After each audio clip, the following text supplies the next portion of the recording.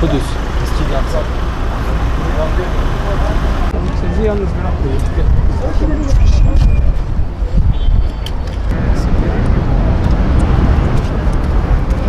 Abi ne kadar hassas. 7 Ekim'den beri devam eden bir vahşet var. Aslında o 7 Ekim değil, 100 yıldan fazla bir süredir işgalci terör devleti İsrail tarafından Filistin topraklarına yapılan bir saldırı var. Hemen 100-120 yıldır bu işgal yapılıyor.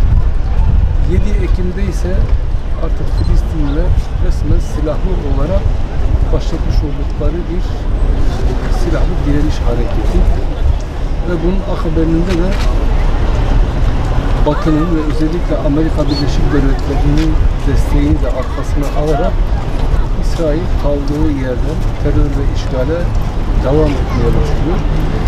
Bu yaptığı işgal artık hiçbir kılıfa koyma ihtiyacı duymadan en vahşi ve barbar bir şekilde bu 21. yüzyılda yapmaya devam ediyor.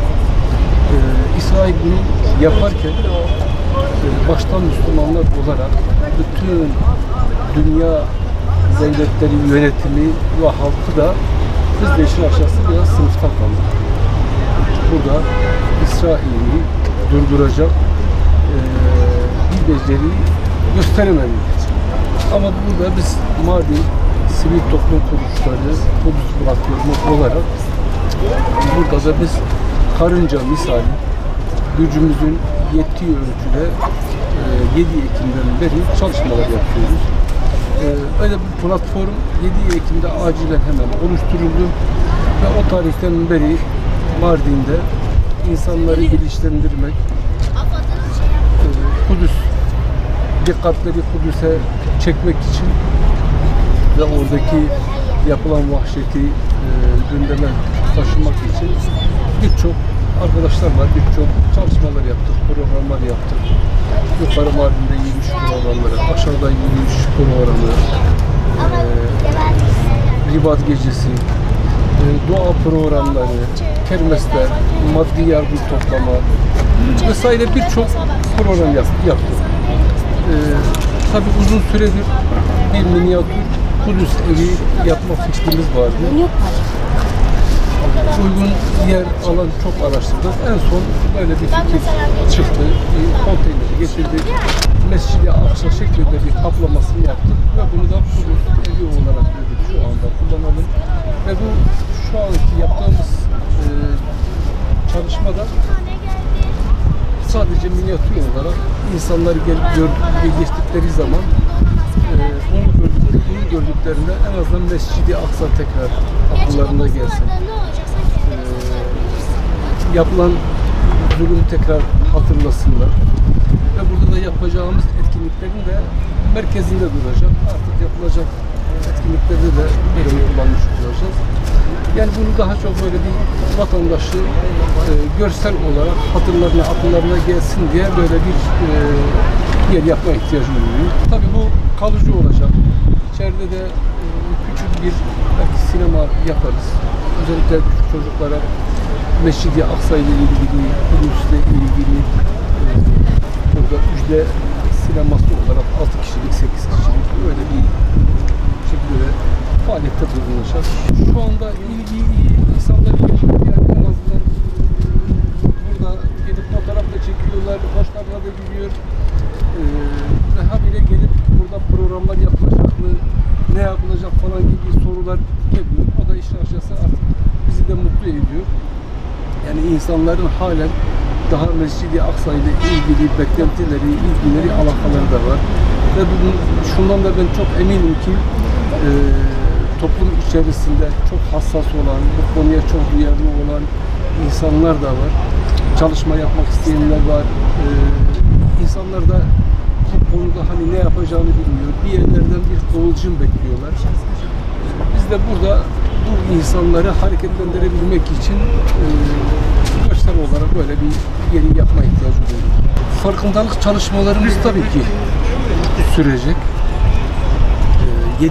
Biliyorsunuz zaten 7 Ekim'de bir yıl dolacak. Şimdiden de yıl dönümünde yani bu Filistin Hamas'ın İsrail'e yapmış olduğu operasyonun yıl dönümü 7 Ekim ve 7 Ekim'de de önemli ve büyük bir program yapmayı düşünüyoruz. Bütün Mardin halkından beklentimiz şudur. Biz bu programları yaparken birlikte olduğumuz bir ekip arkadaşlarımız var. Hiçbirimizin burada maddi, manevi herhangi bir beklentisi var ve bütün bu çalışmaları Allah için yapıyoruz. Herhangi bir ideolojinin, herhangi bir partinin, herhangi bir oluşumun talebiyle, etkisiyle bunu yapmıyoruz. Tamamen bunu bağımsız insanlık adına yapıyoruz. Herhangi bu dindarıdır, değildir falan demiyoruz. Ve yapılan programlarda hangi görüşten olursa olsun, hangi siyasi görüşten olursa olsun, hangi dinden olursa olsun bütün insanları bu hassasiyet çalışmalarda destek vermelerini mutlaka bekliyoruz. Çünkü bu Filistin'deki mesele sadece Müslümanların meselesi değildir. Bir insanlık meselesidir.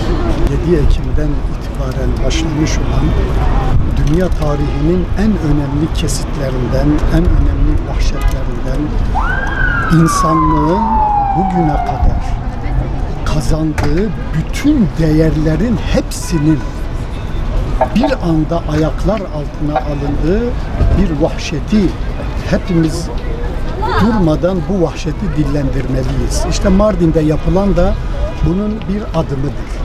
Şu anda demin de ifade ettiğim gibi insanlığın kazandığı bütün değerlerin hepsinin aynı anda çiğnendiği bir soykırım yaşanmaktadır.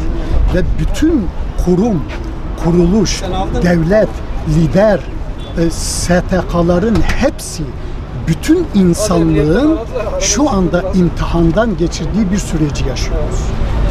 Dolayısıyla hepimiz hem dünyada hem de öbür dünyada şu anda yaşanan soykırıma göre şahsiyetimizin vereceği bir bedel olacak.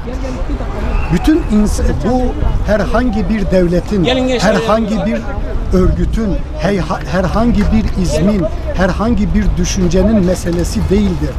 Bugün eğer 20 bine yakın sadece çocuk ve bebek katledilmişken burada sözün bittiği yerdir. Bütün ideolojilerin, bütün düşüncelerin, bütün insanlığın topyekün sınavdan geçirildiği bir süreçtir. Özellikle Batı medeniyeti diye söylenen ülkelerin, Avrupa ve ABD'nin şu anda bütün medeniyetlerin yerlerde sürüklendiği bir süreci yaşıyoruz.